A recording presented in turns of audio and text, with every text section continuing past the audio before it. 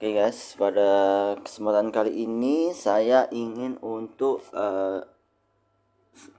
mengutarakan mengekspresikan sebuah ide bisnis yang mungkin ide bisnis ini tuh masih belum diterapkan. Kalaupun mungkin ada di dunia diterapkan, mungkin belum diterapkan secara sempurna. Apakah ide tersebut? Oke, jadi di sini ini ada sebuah nama ya. Jadi pasarkita.id. Jadi di sini itu adalah ide di mana ada sebuah e-commerce platform yang open source dan cash based. Jadi di sini karena bersifat open source tentu seluruh masyarakat, misalkan ini di Indonesia, jadi dapat mengaksesnya secara gratis, 0 rupiah. Jadi kalau misalkan kita semacam di e-commerce di Indonesia ya, kan sudah banyak e-commerce di Indonesia, kan biasanya akan mengenakan ada biaya administrasi dan lain-lain. Nah, di sini ada sebuah gebrakan baru, guys. Jadi yaitu e-commerce yang open source, guys. Bayangin, guys. Oke.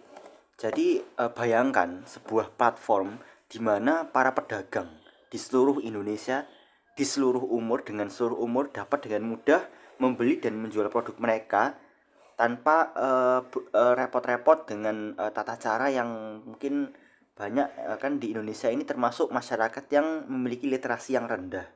Nah, aplikasi ini tuh bertujuan bagaimana caranya user interface dan user experience-nya, UI dan UX-nya itu dapat dengan mudah dipelajari oleh anak SD sekalipun, guys. Bayangin, guys.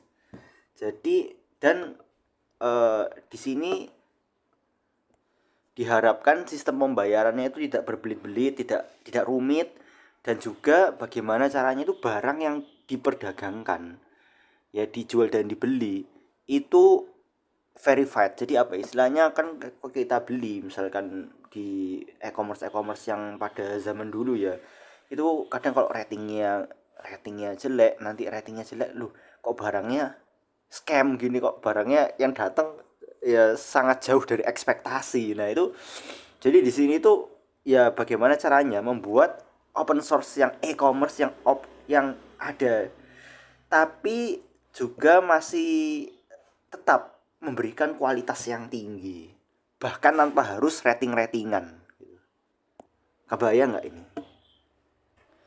Dan diharapkan dengan adanya aplikasi ini itu akan memberdayakan semua orang, tidak hanya orang-orang tertentu saja, misalkan orang kota, bahkan kalau bisa orang-orang di desa, pasar tradisional, orang Jogja itu dapat berpartisipasi dengan secara aktif dalam ekonomi digital ini.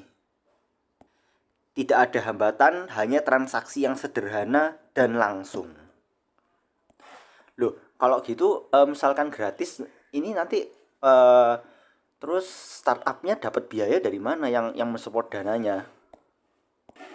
Nah itu guys, jadi untuk dana mungkin startup ini tuh bisa didanai, kan ini bersifat non profit, jadi bisa dengan misalkan untuk operasionalnya itu dengan donasi, open donasi.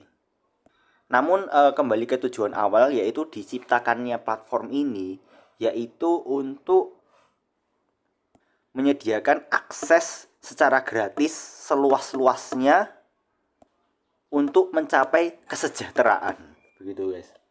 Untuk mencapai kesejahteraan. Dan dengan adanya aplikasi ini diharapkan setiap sivitas itu dapat, setiap orang itu dapat ya mendaftarkan produk mereka, mengelola pesanan, dan terhubung dengan pelanggan, dan semuanya gratis. Dan platform ini juga mendukung seperti cash on delivery, sehingga akan memudahkan semua orang untuk berbelanja, bahkan orang-orang anak SD yang tidak punya rekening bank.